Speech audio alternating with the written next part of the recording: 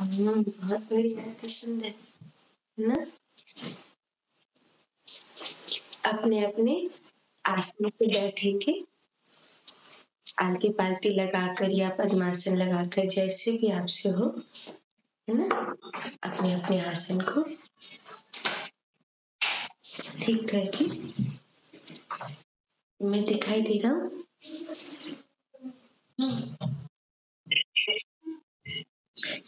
हम लोग 5 बार गायत्री मंत्र का स्मरण करेंगे। जो 54 विधियां मैंने बोली थी, उसमें से प्रथम विधि चल रही है, उसका आज 7वां दिन है। पर अगर हमारी निजी मान्यता पूछो तो 7 दिन में किसी भी विधि को तुरंत इतनी जल्दी उसको स्वीकार कर लेना शरीर के लिए कठिन है, और वो भी ऐसे शरीर के लिए जो घर परिवार में रहता है, गृहस्थ में रहता है। ऐसे शरीर के लिए 7 दिनों में ये कह देना कि उसने विधि को स्वीकार कर लिया और उसमें वो पारंगत हो गया, ये संभव नहीं है। ऐसे में एक ही उपाय है कि इस विधि को एक लंबे समय तक किया जाए। जैसे कम से कम 3 महीने एक विधि को किया जाए। अगर कम से कम 3 महीने एक विधि को किया जाएगा तो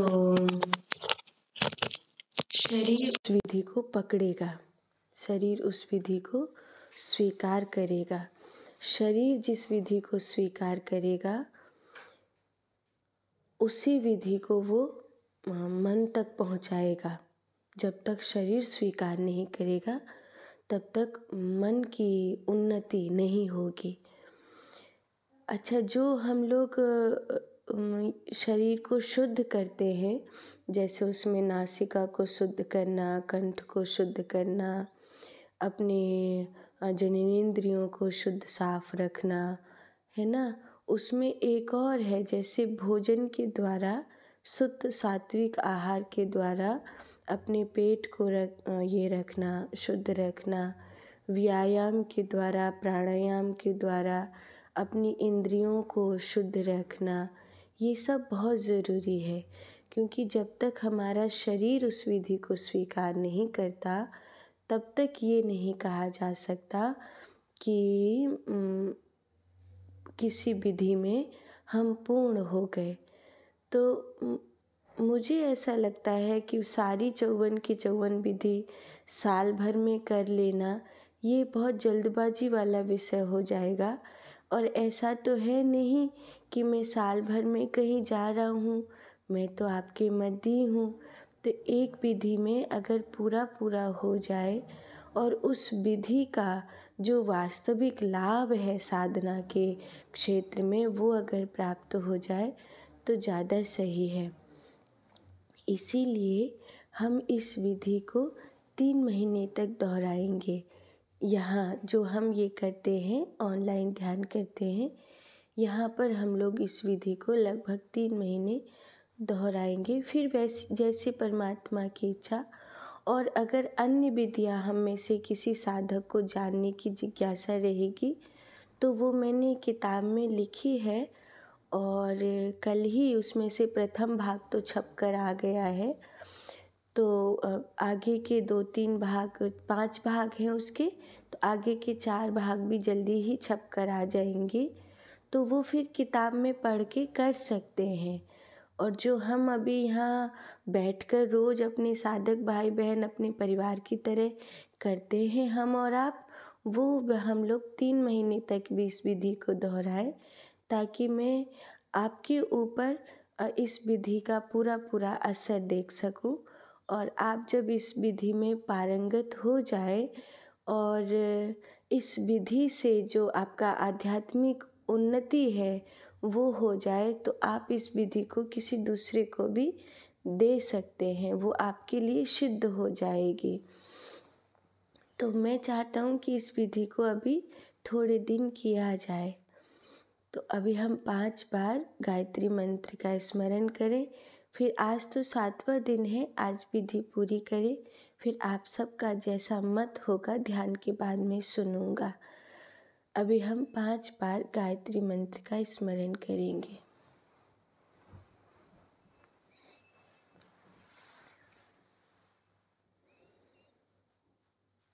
ॐ भूर्भुवस्वः तस्य वितुर्वरेण्यं भर्गो देवस्य धीमहि धियो यो नः प्रचोदयात्। ॐ भूर्भुवस्वः तस्य वितुर्वरेण्यं भर्गो देवस्य धीमहि धियो यो नः प्रचोदयात्। ॐ भूर्भुवस्वः तस्य वितुर्वरेण्यं भर्गो देवस्य धीमहि धियो यो नः प्रचोदयात्। ॐ भूर्भुवस्वः तस्य वितुर्वरेण्यं भर्गो देवस्य धीमहि धियो यो नः प्रचोदयात्। ॐ भूर्भुवस्वः तस्य वितुर्वरेण्यं भर्गो देवस्य धीमहि धियो यो नः प्रचोदयात्। अब हम ध्यान आरंभ करेंगे। आलती पालती लगाकर बैठ जाएं। अपने मेरुदंड को सीधा करें। मेरुदंड सीधा करने में कई बार हमारा शरीर ऐसे आगे की ओर झुका होता है और कोशिश करें शरीर आपका जो छाती वाला हिस्सा है वो पीछे की ओर रहे, गर्दन आगे की ओर झुकावे। दृष्टि आज्ञा चक्र पर ले जाते हुए धीरे धीरे अपनी आँखों को झुका लें। अपनी पलकों को, अपनी आँखों को लगभग 70% बंद करें।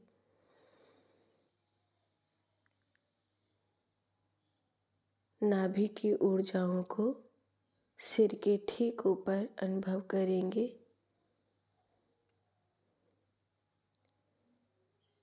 ज्ञान मुद्रा, चक्र मुद्रा या वज्र मुद्रा में बैठ सकते हैं। मैंने आपको बताया था सबसे पहली उंगली और जो अंगुष्ठ होता है उसको हम स्पर्श करेंगे तो ये जो मुद्रा है ये ज्ञान मुद्रा कहलाती है। ऐसे आकाश की ओर हथेली करके ज्ञान मुद्रा। दूसरी चक्र मुद्रा, अपने बाएं हाथ के ऊपर दाहिने हाथ को इस प्रकार रखा और अपनी गोदी में नाभि के ठीक नीचे रख लिया, या फिर अपनी उंगलियों को इस प्रकार फंसाया और ऐसे करके अपनी गोदी में ऐसे करके अपनी गोदी में रख लिया। या फिर जैसे हम यहाँ इस तरह बैठते हैं, ये हाथ हमारा और ऐसे इस तरह भी बैठ सकते हैं।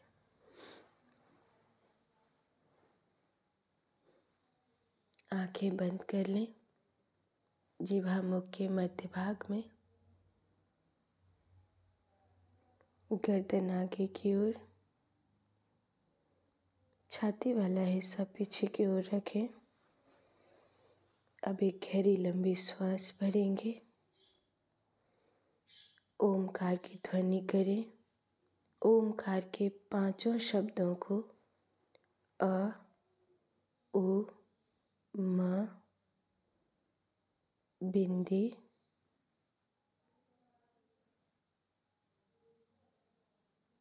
उसका नाद,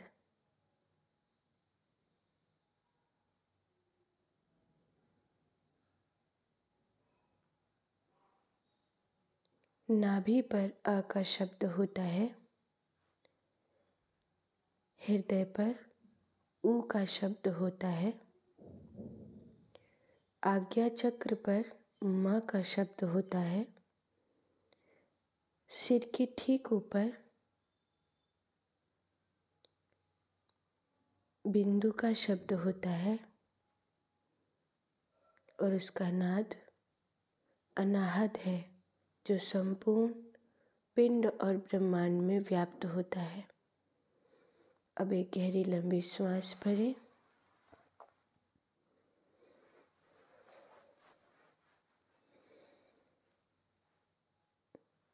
ओमकार की ध्वनि करेंगे।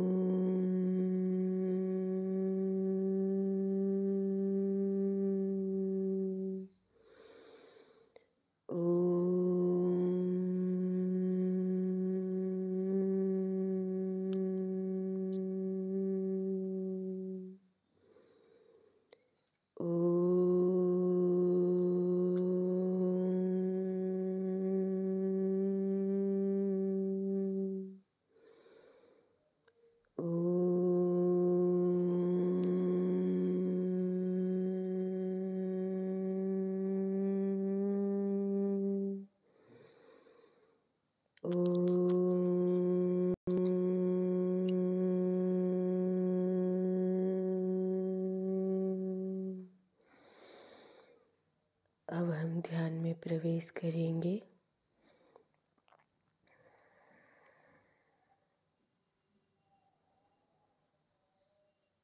शरीर को इकट्ठा होने दें।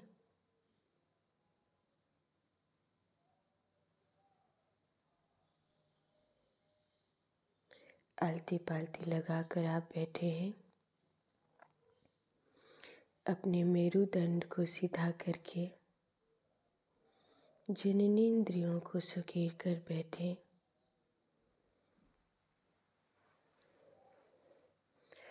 छाती वाला हिस्सा पीछे की ओर रखते हुए गर्दन को आगे की ओर झुकाकर रखें। आँखें लगभग 70% बंद हैं।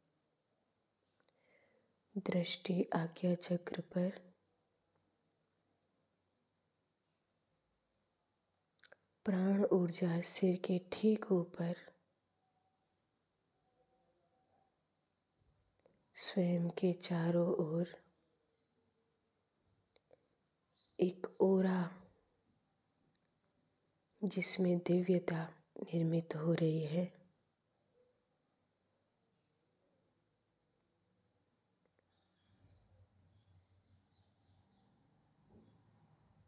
जिह्वा मुख के मध्य भाग में है। अपनी भावनाओं से अपने मन तथा बुद्धि के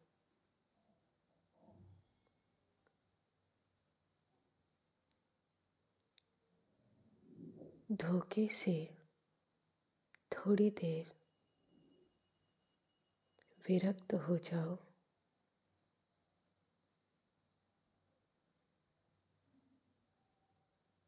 अपने आप को भगवान के आगे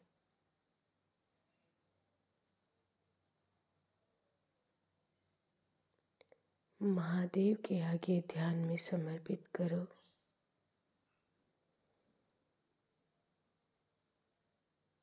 अब ध्यान की विधि को दोहराएंगे। श्वास भीतर जा रही है। एक बालक की तरह पेट फूल रहा है। श्वास बाहर जा रही है। पेट पिचक रहा है। श्वास को चेष्टापूर्वक नाभि तक पहुंचाएं।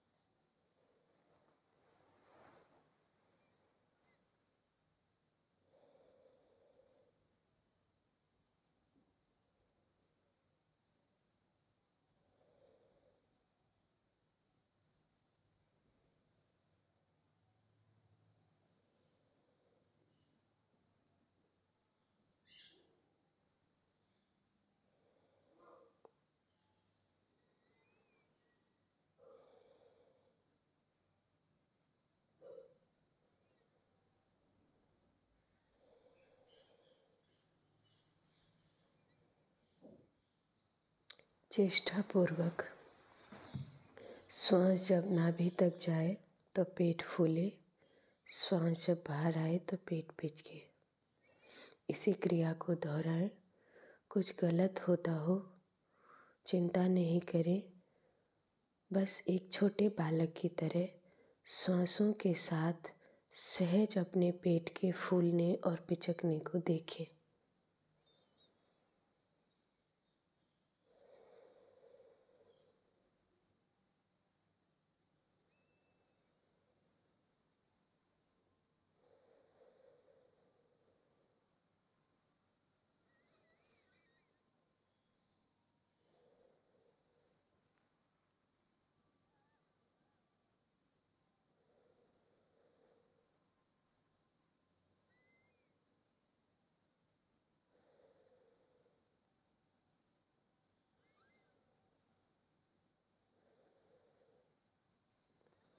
यही संतुलन आपको साधना है।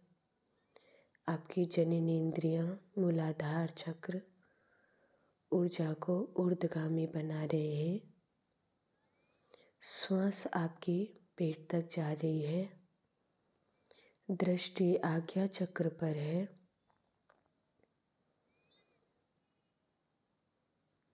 मेरुदंड सीधा है।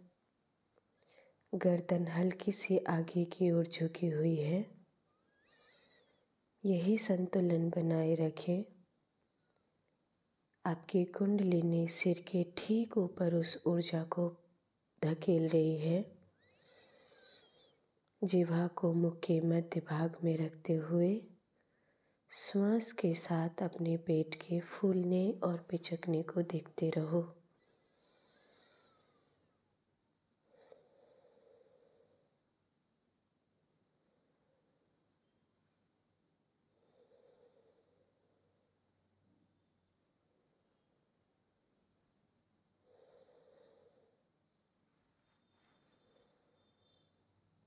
आपका पेट आपको धोखा देगा, लेकिन स्वयं से बेईमानी न होने दे।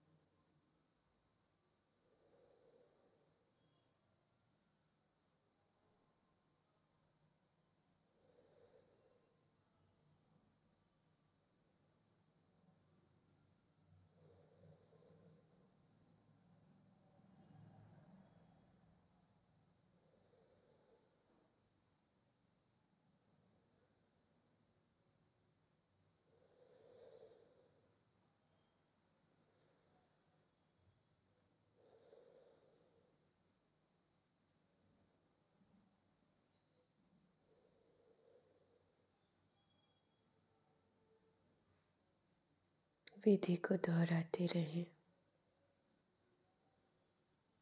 संतुलन बनाए रखें।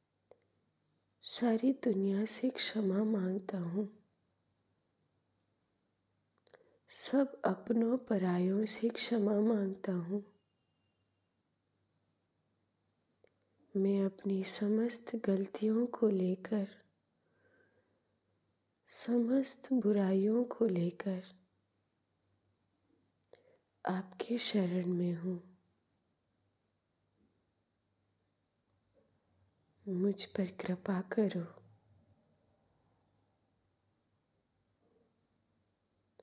मैं अपनी गलतियों को बार बार दोहराता हूँ। मैं जानता हूँ मैं कमज़ोर हूँ।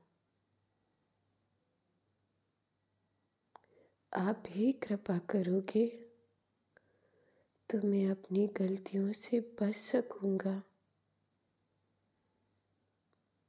मेरे कदम डगमगाते हैं।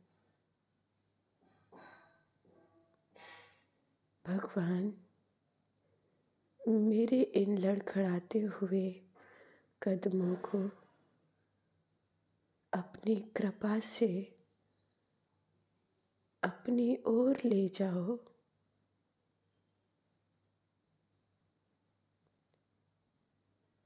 भगवान, मेरे प्रेम को स्वीकार करो।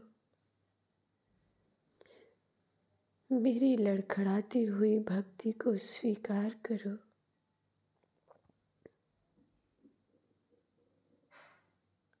हे प्रभु,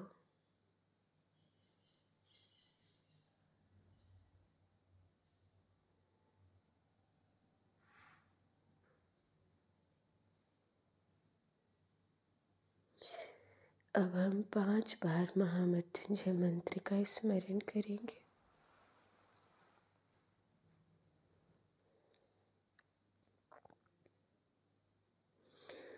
ॐ त्र्यम्बकं यजामहे सुगन्धिं पुष्टिवर्धनम् उर्वारुकमिव बन्धनात् मृत्योर्मुक्षीयमामृतात्।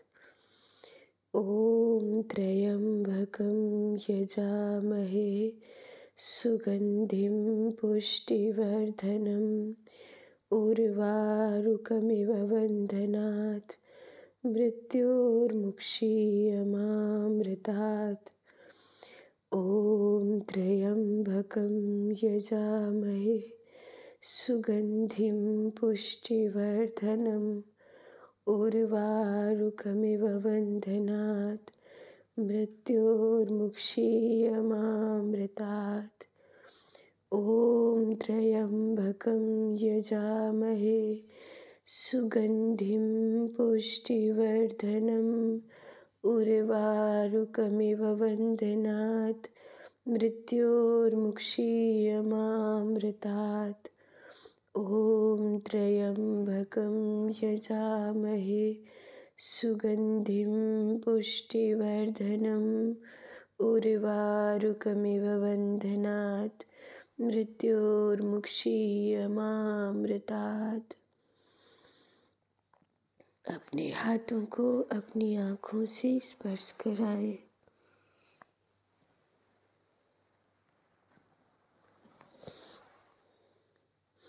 अब धीरे धीरे अपनी आँखों को खोलते हुए अपने हाथों को देखें।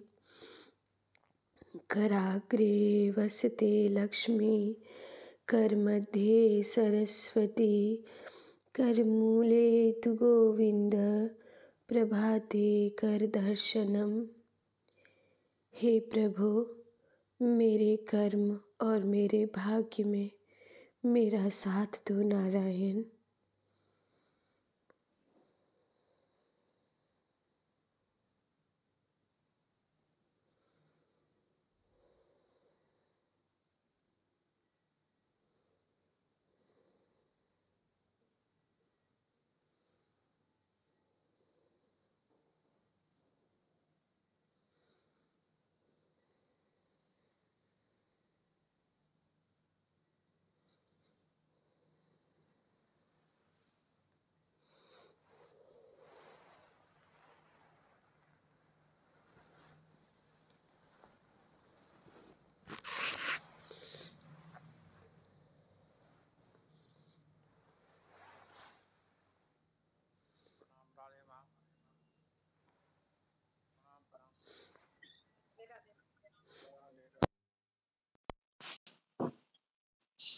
आप साधक भाई बहन, अगर कोई प्रश्न हो तो अपने कैमरे और माइक खोल सकते हैं।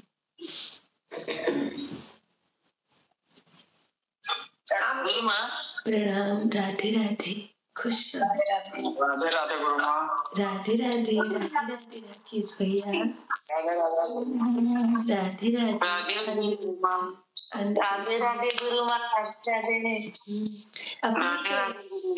अगर रोज के ध्यान में सुनो सुनो, अगर रोज के ध्यान में अपने कैमरे को, अपने फोन को ऐसे आड़ा करके रखोगे ना, तो आप सबका फोटो एक साथ आ जाएगा, ऐसा कोई कह रहे थे। राधे राधे माँ। राधे राधे। रेनी दीदी, अपने फोन में ऊपर किसी बच्चे से करवा लेना। राम कृष्ण भैया, अपने फोन में सब लोग किसी बच्चे से करवा लेना, वो ऊपर फोन को घुमाने का मोड ऑन हो जाता है, हॉरिजॉन्टल बोलते क्या बोलते हैं, तो उससे फिर आप फोन को जब आड़ा करेंगे तो आप जैसे मैं दिखाई दे रहा हूँ ऐसे दिखाई दिया करेंगे, है ना।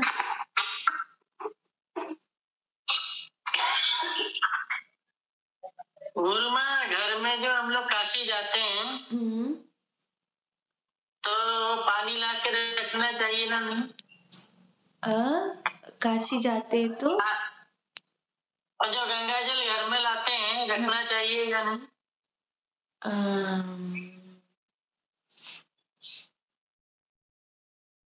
काशी में गंगा मैया का ना, हाँ, किसी की मृत्यु में गए हैं तो नहीं रखना चाहिए, और ऐसे ही दर्शन लाभ के लिए गए हैं तो रखना चाहिए। मैं सुना था एक बार जो वहाँ से जो गंगा जल लाते हैं तो उसमें जो मिट्टी रहती है गंगा जल में, तो मिट्टी का मतलब जो घर में आती है वही मिट्टी का सामान, मतलब जितनी रहती है उसका मतलब सोना का दान करना पड़ता है। ना ऐसा कुछ नहीं, वो सब ना पंडालों ने बनाया है, ऐसा कुछ नहीं, ऐसा कुछ नहीं। गुरु माँ, हाँ, पता नहीं समझ जी माँ, रोज ध्यान कराएंगी ना ऐसे? हाँ कराएंगे, अभी हम ध्यान कराएंगे, एक 6 तारीख को नहीं होगा, बाकी प्रयास करेंगे कि रोज हो। आप बताओ रोज होना चाहिए या नहीं? 7 दिन तो पूरे हो गए। जी होना चाहिए। मैं चाहती हूँ रोज ध्यान कराए ऐसे ही। अंजलि राम कृष्ण भैया, हाँ माइक चालू कर ले भैया। हाँ हो गया माइक चालू आपका। दीदी माता, एक प्रश्न है। कहिए मैं इंदौर से हूँ, एमपी से।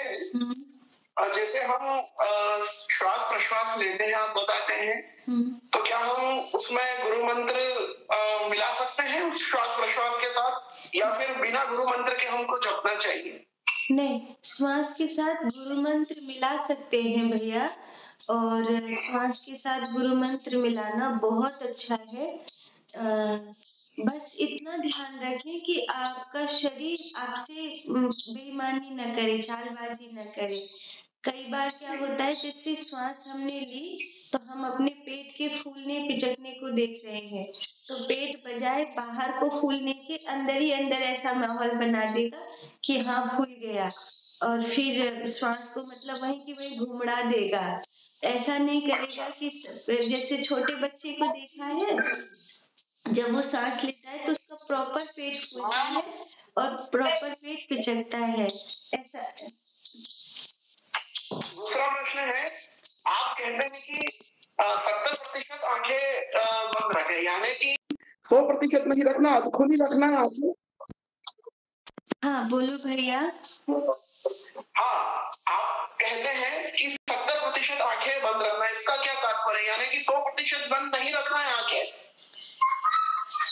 जैसे मुद्रा विज्ञान होता है तो उसमें एक मुद्रा है सांभवी मुद्रा जी।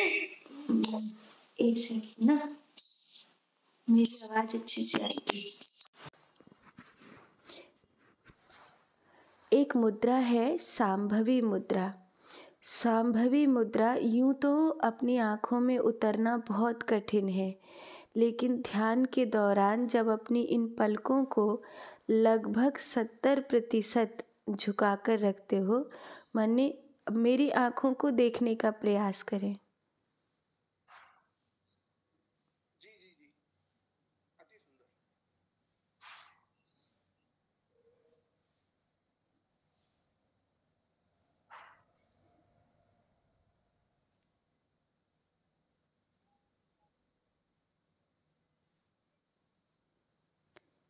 इस समय हमारी दृष्टि आज्ञा चक्र पर थी और हमारी पलकें पूरी झुकी हुई नहीं है।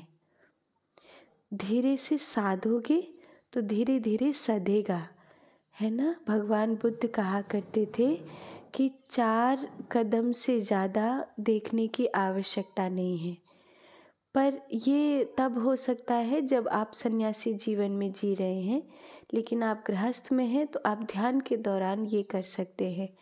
70% पलकों का बंद होने का अर्थ है आपको बाहर कुछ भी नहीं दिखाई देगा, लेकिन आपकी जो पलकों का रोम है वो आपको महसूस होगा।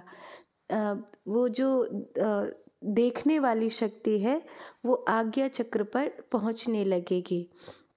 तो देखने वाली शक्ति जब आज्ञा चक्र पर पहुंचने लगेगी तो जो तीसरा नेत्र है उसको बल प्राप्त होगा, और तीसरे नेत्र को बल प्राप्त होगा तो कुंडलिनी भागकर वहाँ पर पहुँचेगी और इससे साधक का कल्याण होगा। उसको दूरदर्शिता आ जाएगी, उसको पता चलने लग जाएगा कि आने वाले समय में क्या होने वाला है, उसको पूर्वाभास होने लग जाएगा, अपना भी और दूसरों का भी। और रामकृष्ण भैया इसी तरह उसको सांभवी मुद्रा भीतर से प्रकट हो जाएगी, और जिस दिन साधक को सांभवी मुद्रा प्रकट हो जाती है उस दिन उसे खुली आँखों से परमात्मा दिखाई देने लगते हैं। उसे हर जगह में उसका नूर समझ में आने लगता है। इसीलिए हमने आपको ये बताया। 70% आंखों में कुछ बाहर के दृश्य दिखते हैं, यदि तो उसमें नहीं दिखते। धन्यवाद। अगर ऐसा लगता है कि कुछ बाहर के दृश्य दिख रहे हैं तो जो ये पुतली होती है ना काली वाली, ये चालबाजी कर रही होगी और पलकें भले 70% झुकी होंगी, पर काली वाली पुतली जो है आज्ञा चक्र पर दृष्टि को न ले जा रही होगी, वो नीचे देखने का प्रयास कर रही होगी। पलकों को 70% झुकाकर दृष्टि को आज्ञा चक्र पर ले जाने का अर्थ ये है कि देखने वाली शक्ति तीसरे नेत्र को जागृत करे।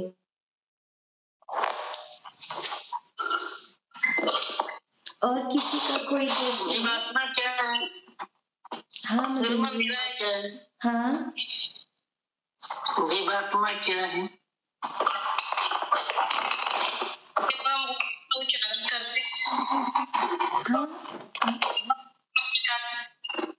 आवाज साफ नहीं आ रही मीनू दीदी। जब हम राधे राधे सब एक साथ बोल रहे। पहले एक करके प्रश्न का उत्तर देते। मीनू दीदी आपकी आवाज साफ नहीं आ रही है। राधे राधे गुरु माँ। हाँ, मदन भैया ने प्रश्न पूछा है जीवात्मा क्या है, यही प्रश्न पूछा भैया। हाँ, इस प्रश्न का उत्तर थोड़े में दे लेते हैं।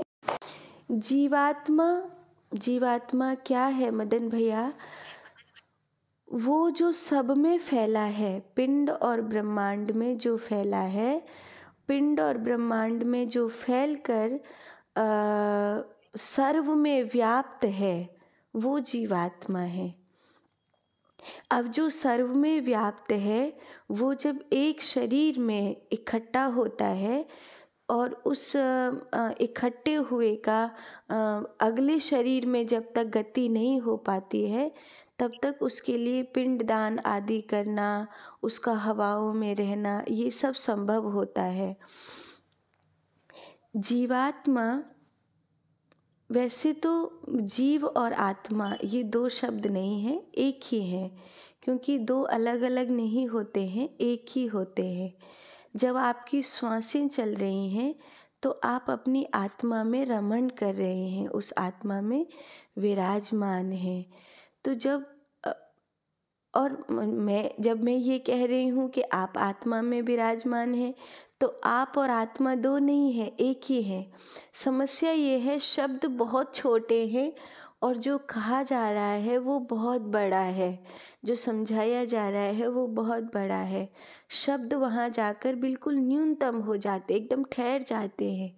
इसलिए इसको इतने ही अर्थों में समझना चाहिए कि जो पिंड और ब्रह्मांड में जीवंत है वही जीवात्मा है।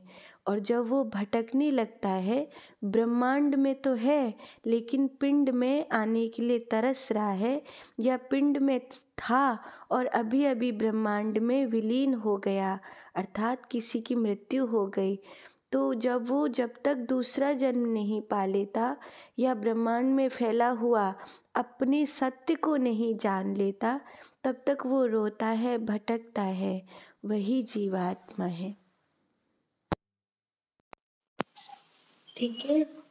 राधे राधे। राधे राधे। कौन बोला? पारुल। पारुल दिखाई नहीं दे रही हो पर। अच्छा दीदी ऑन कर। हाँ आप दिखाई दे रहे हो, बोलो। राधे राधे मैया। राधे राधे राधे राधे राधे राधे।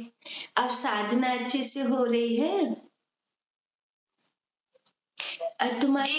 तुम्हारे पास 2 बालक है ना? हाँ माँ, एक बेटा एक बेटी। तो अब तो तुम्हें संतान उत्पत्ति करनी नहीं है ना? तो अब ब्रह्मचर्य का मार्ग अपनाते हुए, जैसे मैं बैठने की विधि बताता हूँ, इस विधि में बैठा करो। 10-5 मिनट पश्चिमोत्तर आसन लगाया करो, है ना? और धीरे धीरे अपने ब्रह्म तत्व को जगाने का प्रयास करो। अभी तुम्हारा ओरा मतलब बिल्कुल भी उससे नहीं भरा हुआ है, साधना से नहीं भरा हुआ है। तुम्हारी ओरे में ऐसा है जैसे बहुत सारी चाह है पर कंफ्यूज है।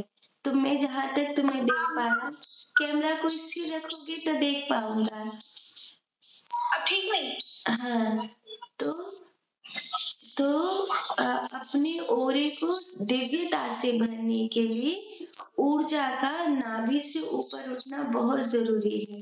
अभी तुम्हारी ऊर्जा नाभि से ऊपर नहीं उठ रही है।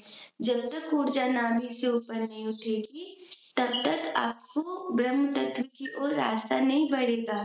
और इस संसार में जिस सुख को तुम ढूंढ रही हो वो सुख तभी प्राप्त होता है जब आपको ब्रह्म की अनुभूति होती, जब आपको ईश्वर अपने पास मिलने लग जाता है। जब तक किसी को भगवान प्राप्त नहीं हुए हैं तब तक उसको नहीं मिलती, गति नहीं मिलती। तो पश्चिमोत्तर आसन करो और प्राणायाम करो। प्राणायाम में ये विधि कर सकती हो ध्यान की, जो मैंने बताई थी। इस विधि को प्राणायाम के साथ करोगी। जैसे सांस, प्राणायाम में भी तो सांस जाती है। प्राणायाम समझते हो ना, नासिका से जो किया जाता है, तो इसके द्वारा भी तो सांस जाती है। तो सांस पेट तक जाए, फिर रुके पेट में। जैसे प्राणायाम जब हम करते हैं तो सांस आज्ञा चक्र पर रुकती है। रेचक, कुंभक, पूरक, पूरक, कुंभक और रेचक। लेकिन जब इस विधि को साथ मिला दोगी प्राणायाम में तो आपको इस विधि का भी लाभ होगा और प्राणायाम का भी लाभ होगा। और आपके ओरे में धीरे धीरे दिव्यता भरने लगेगी, क्योंकि आपकी ऊर्जा नाभि से ऊपर उठने लगेगी। ठीक है? क्या बोले? मन बहुत परेशान रहता है। हाँ, मन तभी शांत होगा जब मैंने जो भी इसको बताया है इसको करोगे। उचित है? मेरा मतलब ऊर्जा उठ रहा है या नहीं? बहुत हद तक, पहले से बहुत ज्यादा। जितनी मेहनत कर रहे हो उतना नहीं। पूर्णिमा ऐसा कर बाबू, हमें सब दिखाई दे। गुरु माँ, हाँ मेरी साधना कैसी चल रही है? मैं तो काफी दिन से कर रही हूँ। आप हमें दिखाई नहीं दे रहे हो। कौन बोला? जी अंजनी। अंजनी, हाँ। थोड़ा थोड़ा कैमरे को दूर करो तो आप हमें प्रॉपर दिखाई देंगे। हाँ हाँ, साधना तो बढ़ रही है बहना, बहुत बढ़ रही है, लेकिन प्रारब्ध वसात जो हो रहा है वो है, तुम्हारी मेहनत का अभी नहीं है। प्रारब्ध वसात तुम्हारे पास एक पवित्र ऊर्जा है, और अगर तुम मेहनत करोगी तो बहुत जल्दी छलांग भर लोगी। राधे राधे गुरु माँ, मेरा और राधे राधे बाबू, राधे राधे। प्रश्न कहाँ लिखे हुए आएंगे? हाँ पूछा। देखो प्रियांशु ने कितने सारे प्रश्न पूछे हैं। बेटा बोल के ही पूछ लेता। माँ एक बात पूछ लूं? हाँ पूछो। मैं आपको बात करनी कह नहीं सकती हूँ वहाँ पे। तो हमसे पर्सनल मैसेज में कह लेना। मेरे सद्गुरुदेव भगवान के श्री चरणों में कोटि प्रणाम। किसी ने लिखा है, नाम नहीं है। माथे कुछ दिनों पहले मुझे ये विचार आया, इस धरती पर और समस्त स्वर्ग और नर्क मात्र त्रिदेव को छोड़कर सब प्रजापति ब्रह्मा और ऋषियों से निकले हैं। इसका मेरे पास सबूत भी है। ये सच है ना? हाँ बच्चा, ये एकदम सच है, और इसमें किसी को सबूत दिखाने की आवश्यकता नहीं है बेटा, ये एकदम सच है। और पूछा है प्रियांशु ने, कितना सच है ये आपकी राय में? ये पूरा 100% सच है बच्चा। हाँ, प्रियांशु का सवाल हो गया।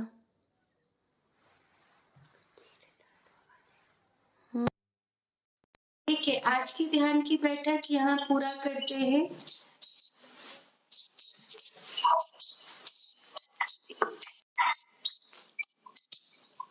सबको हमारा राधे राधे। परमात्मा करे आपकी भक्ति बढ़े, भजन बढ़े, आपके पद परमात्मा की ओर बढ़े, आप सबकी खुशी और कल्याण की कामना करते हुए आज सप्तदिवसीय ध्यान की ये 7 दिनों वाली बैठक पूरी हो रही है। कल से फिर इसी विधि को दोहराएंगे, क्योंकि मुझे अभी लगता है कि एक विधि इतनी जल्दी नहीं समझ में आती है, और उसको तुरंत अगर रोक कर हम दूसरी विधि कराने लगेंगे तो ये साधकों के साथ अन्याय हो जाएगा। और विधियां तो लिख दी है हमने, उसको अगर अलग अलग विधि जानने की किसी को चाह है तो वो किताब में से जान सकता है, पर अगर हमारे साथ लगातार बैठकर चल रहा है तो किसी भी विधि का पूरा लाभ प्राप्त होना चाहिए, उस विधि में पूर्णता प्राप्त होनी चाहिए। तो मैं कोशिश करूंगी लगभग 3 महीने तक इस विधि को आपको लगातार करा सकूं। 6 तारीख को ध्यान नहीं हो पाएगा, फिर 7वीं तारीख से ध्यान करेंगे। अभी 6 तारीख तक, आज कितनी तारीख है? 2 फरवरी है आज, और आज गुप्त नवरात्रि आरंभ हुए हैं। आप सबको माता रानी के गुप्त नवरात्रि के प्रथम दिवस की बहुत सारी शुभकामनाएं, बहुत सारी शुभकामनाएं। 10 महाविद्यालय आप पर हाँ राधे राधे। हाँ मतलब ये पूछो। मंदिर में जाते हैं तो घंटी बजाते हैं। मंदिर में घंटी बजाते हैं। मंदिर में जाते हैं तो घंटी बजाते हैं। हाँ। घंटा, ऊपर वाला घंटा। हाँ। जब आते हैं तो घंटा बजाना चाहिए या नहीं? हाँ, मंदिर में जब हम प्रवेश कर रहे होते हैं तो घंटा इसलिए बजाते हैं क्योंकि उस समय ऋषि मुनि ने इसका शोध किया था। पहले के समय में गरुड़ पक्षी हुआ करता था। अभी जैसे एक चीज देखोगे आप, जो आपको पहले पशु पक्षी दिखाई देते थे वो लगभग अब लुप्त प्राय होते जा रहे हैं। चिड़ैया है, गलगैलिया है, और क्या नाम है, और भी तमाम पक्षी हैं, और सब धीरे धीरे लुप्त से होते जा रहे हैं। तो मदन भैया, बहुत प्यारा प्रश्न है आपका। मैं इस खिड़की को बंद बहुत प्यारा प्रश्न है कि मंदिर में जाते हैं तो घंटा बजाते हैं और लौट के आते हैं तो भी घंटा बजाते हैं या नहीं। मदन भैया, बहुत प्यारा प्रश्न है, और इस प्रश्न का उत्तर मैं पूरी तरह से अच्छे से समझाने का प्रयास करता हूँ कि घंटा बजाते ही क्यों हैं। क्योंकि ये सबके लिए जानना ज़रूरी है। ये एक कोई लोक प्रथा नहीं है। गरुड़ एक पक्षी हुआ करता था पहले के समय में। जब वो उड़ता था तो उसके पंखों में एक तरह की आवाज़ होती थी। तो वो जो आवाज़ होती थी वो कैसी आवाज़ होती थी? जो अष्ट धातु के घंटा में बजाने के बाद जो पीछे से ऐसे आवाज़ आती है, वो वाली आवाज़ गरुड़ के पंखों में हुआ करती थी। लेकिन फिर धीरे धीरे गरुड़ नाम का पक्षी लुप्त प्राय होता गया। जैसे अब हम लोगों के देखते देखते चिड़ैया, बैया, गलगलैया और कितने सारे पक्षी देखते देखते गायब होते जा रहे हैं। अब कहाँ चील और गिद्ध आदि सब दिखाई देते हैं। धीरे धीरे सब बहुत सारे पक्षी हैं जो गायब होते जा रहे हैं। बहुत सारे पशु हैं, क्योंकि इंसान बहुत आधुनिक हो रहा है, इसके चलते सब गायब हो रहे हैं।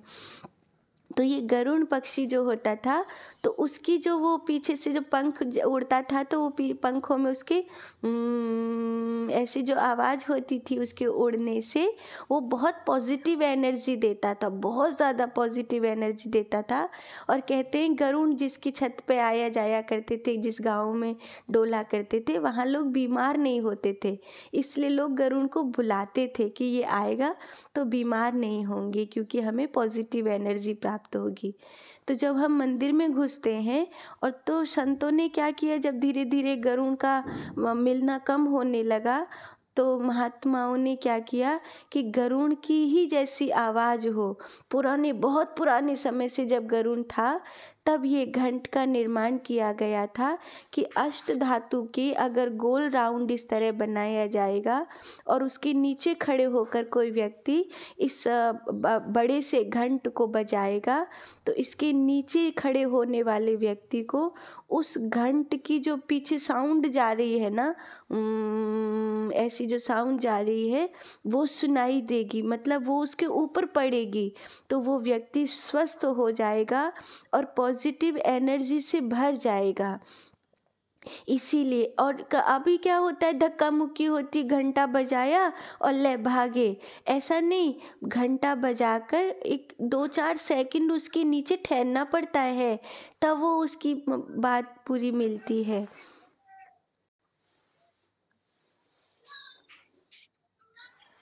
अगर ऐसा नहीं हुआ तो फिर घंटे का पूरा ये नहीं मिलेगा। तो जाते में भी और आते में भी दोनों तरफ बजा सकते हैं, उसमें कोई मतलब दुविधा वाली बात नहीं है। पर क्या है कि मंदिरों में ज़्यादातर क्या होता है, जाते समय व्यक्ति भगवान के पास जा रहा है तो पॉजिटिव एनर्जी लेता हुआ जाए, पवित्रता लेता हुआ जाए, इसलिए मुख्य द्वार पर उसे लगाते हैं, ताकि अब उस पॉजिटिव एनर्जी को लेकर जब भगवान के पास गया है तो स्वाभाविक रूप से उसका मन बहुत बहुत पवित्र भाव से भरा हुआ है, तो उस पॉजिटिव एनर्जी को तुरंत ही वो एब्जॉर्ब कर लेगा। और एक ही द्वार से निकलना और वो जाना भीड़ के कारण संभव नहीं होता, इसीलिए किसी ने कह दिया होगा कि लौटते समय बजाने की आवश्यकता नहीं है। बाकी लौटते समय और जाते समय दोनों समय बजाया जा सकता है, उसमें कोई असंदेह नहीं है। बहुत अच्छा गुरु में जो शिवलिंग है, सही समय पे लौटते में बजाना नहीं होता। जी, कौन बोला? हाँ, मैं रेनू बोल रही हूँ गुरु माँ। हाँ भैया, हमने तो यही सुना था कि जाते में तो भगवान के पास अटेंडेंस लगानी होती है, हम आ गए हैं, आने के बाद क्या भगवान को बार बार परेशान करेंगे, हम जा भी रहे हैं। उसका साइंटिफिक रीजन नहीं पता ना लोगों को, इसीलिए मतलब फिर ऐसा कुछ भी बनाना पड़ता है, इसीलिए ऐसा कहते हैं। बाकी हर चीज का साइंटिफिक रीजन है। हाँ, जैसे शिवलिंग पे दूध चढ़ाते हैं तो उसका भी साइंटिफिक रीजन है। जो भी चीजें हम चढ़ाते हैं, शालिग्राम की पूजा करते हैं तो उसका भी साइंटिफिक, जो हमारे ऋषि मुनियों ने पूजा दी है, ये रीजन हम लोगों को इसलिए नहीं पता क्योंकि हम लोगों के पास गुरुकुल पद्धति को नष्ट कर दिया गया और पिछले 50 वर्षों में हम लोगों को जो शिक्षा दी गई, हम लोगों को जो पढ़ाई और हम लोगों को जो माहौल दिया गया, उसके चलते हम लोग की जो परंपरा थी सनातन धर्म की, वो कहीं सेक्युलरिज्म के नीचे दब के रह गई। इसीलिए इन चीजों के साइंटिफिक रीजन हमारे दिमाग में नहीं है, ना हमारे बच्चों के दिमाग में। बच्चों के दिमाग में कहाँ से होंगे जब बड़ों के दिमाग में नहीं है। और पिछले 50-60 सालों से गुरुकुल पद्धति पूरी तरह नष्ट हो गई। तो जो इन चीजों को बताते थे ऋषि मुनि, जो जनवाते थे, उनका तो गला घोंट दिया गया और सेक्युलरिज्म इतना तेजी से हावी हो गया कि ये जो चीजें हैं जिनका जानना बहुत जरूरी है, वो सब जैसे लुप्त प्राय हो गए। मैं प्रयास करूंगी कि बहुत सारी चीजें मैंने जो गुरुजी से जानी है, अपने गुरुजी से जानी है, क्योंकि एक तरह से मैं तो साधु की बेटी हूँ ना, तो पूरी तरह से गुरुकुल पद्धति में ही रही हूँ। तो मैंने शास्त्रों से, गुरुजी से जो कुछ भी जाना है मैं उसको दे सकूं, ताकि ये चीजें लुप्त नहीं हो और पीढ़ी दर पीढ़ी चलते चले जाए। और ये हमारे साधुओं का, ऋषि मुनियों का, हम सबका दायित्व है। जो मेरे विभाग के लोग हैं उन सब का ये दायित्व है कि अगर गुरुकुल नहीं है तो गुरुकुल शिविर की तरह ही सही, एक कैंप की तरह ही सही, संपूर्ण जनमानस को इन चीजों का साइंटिफिक रीजन बताएं और भ्रम ना फैलाएं। घंटा मंदिर के नीचे बजाने का, द्वार पे बजाने का, यही साइंटिफिक रीजन है। और जरूरी नहीं है कि सब जगह घंटा मंदिर के द्वार पर ही लगा हो, कहीं कहीं मंदिर के बाहर दूर भी लगा होता है। बहुत बड़ा बड़ा घंटा जहाँ लगा होता है वहां पर बहुत मान्यता होती है। और घंट भी एक धातु का नहीं होना चाहिए, वो अष्ट धातु से और उसी ढंग से निर्मित होना चाहिए जिससे वो जो उसमें पीछे ऐसे करीब करीब 1 से 1.5 मिनट तक का साउंड होता है ना, वो। और ऐसा नहीं कि एक ने बजा दिया फिर दूसरा तुरंत ही बजा दे। मंदिरों में धर धर धर धर धर धर बजाते चले जाते हैं पागलों की तरह, ऐसे नहीं होता। वो बड़ा घंट होता है, उसको एक बार बजाया फिर बस उसके पास खड़ा होना होता है, उसके नीचे खड़ा होना होता है, ताकि उसकी जो गूंज है वो पूरी तरह से हमारे सिर के ठीक ऊपर से गिरे, विश्व ऊर्जा की तरह गिरे, ताकि उसकी पॉजिटिव एनर्जी हमको प्राप्त होवे। और एक व्यक्ति घंट बजा देवे तो उसके बाद दूसरे को कम से कम 1 मिनट का समय देना चाहिए, ताकि उस घंट की जो वाइब्रेशन थी वो उस व्यक्ति को मिल जाए जिसने घंट बजाया, वो आगे निकल जाए फिर दूसरे व्यक्ति का। लेकिन अभी तो एकदम भेड़ चाल जैसे धर धर धर धर घंट बजाया, ऐसा लगता है जैसे ये लोग खुद तो दुखी आत्मा है ही, भगवान को भी दुखी करने आए हैं, इन लोगों को कुछ मिलने जाने वाला नहीं है, ऐसा लगता है।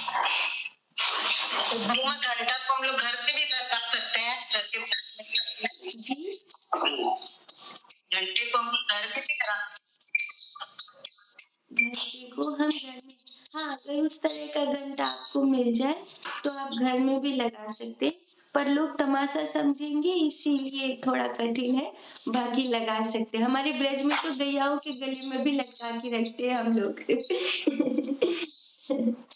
राधे राधे गुरु माँ, मेरा भी एक क्वेश्चन है। कौन बोला? तनीषा। हाँ बाबू बोल। दो क्वेश्चन है, मतलब जुड़े हुए हैं दोनों साथ में। अग्नि तत्व को प्यूरिफाइंग या फिर मतलब शुद्ध होने वाला क्यों मानते हैं? मैं पिछले दिनों ही एक स्टोरी पढ़ रही थी जिसमें जब सीता जी, राम जी और लक्ष्मण जी वनवास उधर थे, जंगल पे थे। तो एक बार वो बैठे हुए थे, मतलब मैं थोड़ा, आप समझ जाना, मैं थोड़े कम शब्दों में कोई बात नहीं। तो ऐसा था कि एक रात वो बैठे हुए थे, तो लक्ष्मण जी की बॉडी पे एक लड़की का या फिर ऐसे एक लड़की का बाल देखा। तो सीता जी ने ऐसे ही बोला कि आप किसका बाल है ऐसा। तो उन्हें सामने जो मतलब आग के पास में बैठ रहे थे, क्योंकि बहुत रात हो गई थी, मतलब दिन भर चले थे, वो आग में जाके बैठ गए, मतलब अग्नि को समर्पित कर दिया अपने आप को प्रूव करने के लिए, फिर साबित करने के लिए। तो ऐसी एक स्टोरी अच्छे से मैं बता नहीं पा रही हूँ। तो मुझे नहीं लगता वो फिजिकली अपने आप को आग में डाले होंगे। तो ये अग्नि तत्व का क्या महत्व है, मतलब इतना प्यूरिफाइंग क्यों माना जाता है उनको? अग्नि जो होती है, तनिषा सुन रहे हो? हाँ गुरु। अग्नि जो होती है, बाबू इसको लगा दीजिए। बहुत प्यारा प्रश्न पूछा है तनिषा ने। पूछा है अग्नि तत्व को शुद्ध करने वाला क्यों माना जाता है। अग्नि जो होती है वो सबको भस्म कर सकती है। अग्नि सबको भस्म कर सकती है, किसी भी चीज़ को अग्नि जला सकती है, भस्म कर सकती है। वही शरीर में भी होती है, जिसे जठराग्नि बोलते हैं। जठराग्नि हमारे खाए हुए भोजन को भस्म करती है, जलाती है, नष्ट करती है। वही अग्नि जब भावनाओं में होती है तो वो संबंधों को जलाती है, वो हमारी विचारधारा को, सोच को जलाती है। वही अग्नि जब मन में होती है तो भावनाओं को जलाती है। वही अग्नि जब बुद्धि में होती है तो तर्क को जलाती है। अब रही कहानी का सवाल, तो कहानी में जो कहा जा रहा है कि सीता जी ने अपने आप को अग्नि में प्रवेश किया या राम जी ने अपने आप को अग्नि में प्रवेश किया, वो इसलिए बताया जा रहा है कि भावनाओं के स्तर पर और मन के स्तर पर तथा बुद्धि के स्तर पर उन्होंने अपने आप को जला दिया, माने मंथन किया, अपने आप को पूरी तरह से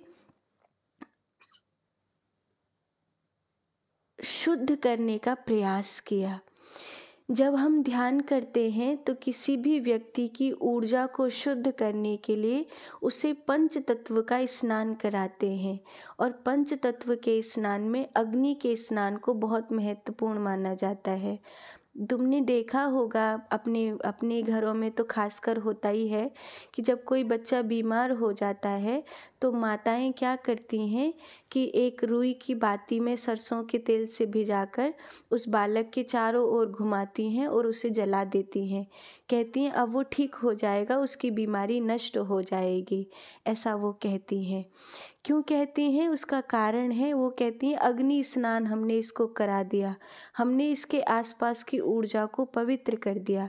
जब साधना के दौरान अग्नि स्नान कराया जाता है तो उसमें जो धुनी में डलने वाली चीज़ें होती हैं, उन्हीं चीज़ों की धुनी बनाकर लकड़ी पर अग्नि जलाकर उस धुनी को लगाकर उस व्यक्ति के चारों ओर ये किया जाता है, घुमाया जाता है, या उसके द्वारा यज्ञ करवाया जाता है, या फिर उसे जलते हुए दिए के सामने बिठाया जाता है कि इस जलते हुए दिए में जो ज्योति जल रही है, जो लौ है, जो बाती जल रही है, उसको देखो, उसमें क्या आकृतियाँ तुम्हें दिखाई दे रही हैं वो देखो। तो उससे क्या होगा, जो धीरे धीरे मन की भावनाएं हैं वही आकृति तुम्हें उस लौ में दिखाई देगी, उस ज्योति की लौ में दिखाई देगी जो हमारे मन में चल रहा है। तो जैसे जैसे मन पवित्र होता चला जाएगा वैसे वैसे ही लौ भी, ज्योति की लौ है, वो पवित्र होती, माने कुछ कुछ अच्छा उसमें दिखाई देने लगने लग जाएगा।